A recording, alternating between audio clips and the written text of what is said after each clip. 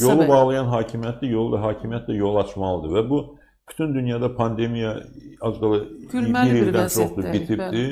Bir də Azərbaycan pandemiya şərtlərini əməl edərək quru sərhədləri bağlı saxlayır və nəticədə də cəmaatımız əziyyət çəkir.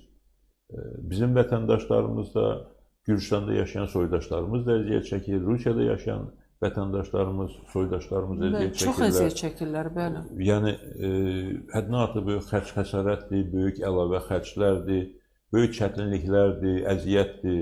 Buna son qoyulmalıdır. Cəmaatımız xeyir-şərə qeyib gələ bilmirlər. Bəli, püşklə ailələr var ki, atırlar ki, kimin üçün təyyarə bileti alınsın. Bu böyük xərclərdir, böyük çətinliklərdir.